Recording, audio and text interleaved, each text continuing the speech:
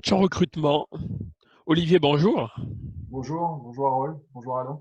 Bonjour. Merci d'être avec moi et Alain pour cette capsule du candidat. Tu es coach spécialisé qui offre un accompagnement personnalisé à chacun avec une méthode qui a fait ses preuves et qui fait ses preuves jusqu'aujourd'hui que moi j'appelle le Success Work Life. Bonjour Olivier, vous aidez les cadres à savoir franchir facilement tous les obstacles liés à la recherche d'emploi. Nous vous recevons, Harold et moi, dans cette capsule dédiée aux candidats en recherche d'emploi ou sous un process de recrutement. Habituer les recrutements, habituer les process de recrutement, des recherches d'emploi. Olivier, réellement, quels sont, selon toi, les 3 conseils clés pour réussir cette démarche de recrutement ou bien de recherche d'emploi? Ok, donc sur ces 3 points, le premier très important, c'est la partie mentale, la partie mindset, la partie état d'esprit dans laquelle on se met par rapport à la recherche d'emploi. Et il y a ce qu'on appelle des croyances limitantes et il y a des croyances dynamisantes. Et bien sûr, il faut arriver à faire péter ces croyances limitantes et à booster les croyances dynamisantes.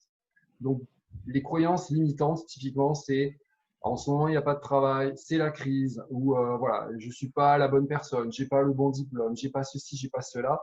Ça, il faut arriver à le faire péter. Voilà. Et arriver à se dire, je suis une personne valable, je suis capable d'apporter des solutions, je suis capable d'apporter quelque chose au monde de l'entreprise. Ça, c'est le premier point. Le deuxième point très important, c'est arriver à faire une prospection. Alors, il y en a qui appellent ça réseau, il y en a qui appellent ça voilà, démarche, réseautage, etc., réseauting. Moi, j'appelle ça de la prospection pour voilà, appeler chat un chat un chat. C'est clairement arriver à contacter les gens, avoir cette démarche de contacter les gens et s'intéresser à eux, à écouter et à leur poser des questions. Et là, l'astuce, en fait, c'est de réduire la partie « je recherche du travail », essayer de minimiser le fait qu'on est vraiment en recherche active, mais plutôt se mettre en position de « je suis en écoute et j'essaye de comprendre ce qui se passe ».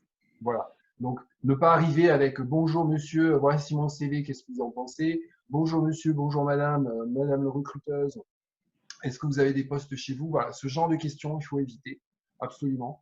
Mais plutôt, ben voilà, je m'intéresse à votre entreprise, c'est super intéressant ce que vous faites, vous avez des process intéressants, j'ai vu votre parcours, est-ce que vous seriez OK pour discuter 5-10 minutes maximum?